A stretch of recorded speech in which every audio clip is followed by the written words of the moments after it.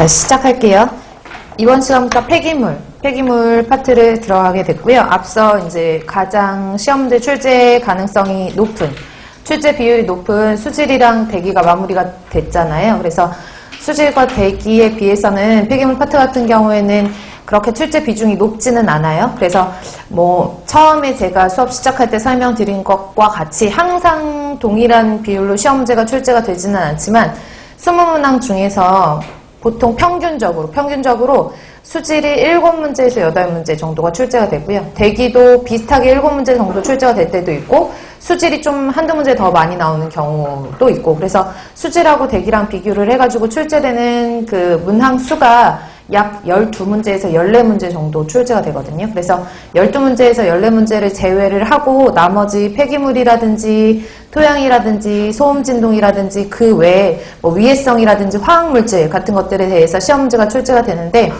일단은 폐기물 같은 경우에는 문항수가 많이 출제가 되면 3문제, 많이 출제가 되면 4문제까지도 출제가 되고요.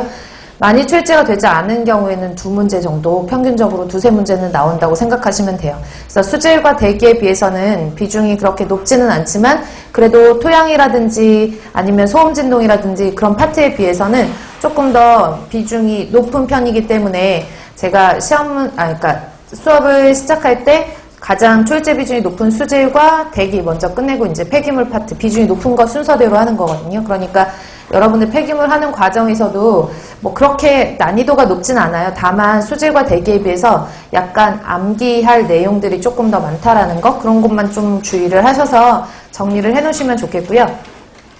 더군다나 하나 더 추가해서 말씀드리면, 이제 폐기물을 하는 과정의 수질과 대기를 잊어버리시면 안 돼요. 제가 앞에서 밑밥을 계속 깔았잖아요. 수질, 대기가 가장 비중이 높다라고 계속 말씀드리고 강조드린 이유가, 수질, 대기가 가장 많이 출제되는 만큼 여러분들이 계속 복습을 하셔야 돼요. 아셨죠? 그래서 앞에서 제가 설명드리고 노트 필기해드린 내용들을 다시 한번 정리를 하시고, 모르시는 부분들은 계속 복습을 하시면서 폐기물을 공부를 하시면 도움이 되실 것 같아요. 그러면 지금부터 폐기물 파트를 시작하도록 할게요. 그래서 13페이지를 보시면 이제 챕터 1의 폐기물 관리가 있고요. 그래서 공부를 하시기 전에 무슨 파트를 공부를 하시는지 좀 목록 정도는 알아두시는 게 도움이 되실 텐데, 폐기물 관리에서는 어떤 폐기물을 어떻게 분류를 하는지, 이 분류라든지 아니면 폐기물의 구성이라든지 이런 것들에 대해서 볼 거고요. 두 번째로는 폐기물 발생, 어디서 많이 발생을 하고 이런 폐기물들은 어디서 어떻게 처리를 하는지, 뭐 이런 식으로 이제 폐기물 파트가 나눠져 있어요. 그래서 거의 대부분 앞부분에는 암기거든요. 그래서 정확하게 자주 나오는 부분들은 암기를 정확하게 해놓으시는 게 필요하신 부분이에요. 그러면 13페이지에 있는 챕터 1의 폐기물 관리 부분을 시작을 하면 폐기물의 정의 및 분리, 여기는 다 교재 제가 정리를, 법적 교재이기 때문에, 법적인 정의이기 때문에 정리를 다 해놔서 별도로 제가 판서는 하지는 않을게요.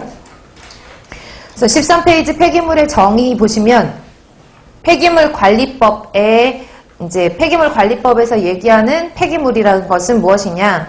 1번에 보시면은 이게 폐기물 관리법에서 정의하는 폐기물의 정의거든요. 그래서 폐기물이라는 것은 줄칠게요. 쓰레기, 연소재, 연소했을 때 소각로에서 나오는 연소재, 그 다음에 오니, 일명 슬러지죠. 그리고 폐유, 버려지는 기름이라든지 폐산, 폐알칼리, 폐산이나 폐알칼리 및 동물의 사체 등으로서 사람의 생활이나 사업활동에 필요하지 아니하게 된 물질을 우리가 폐기물이라고 얘기를 하죠. 그래서 법적으로 정의되는 거기 때문에 알고 계시는 게 좋고, 이제 뒤에서 반복적으로 또 나오니까 다시 한번 설명을 드리도록 할게요. 그 다음에 하단에 보시면은 의미적으로 한번 설명을 드릴게요. 의미적으로 설명을 드리면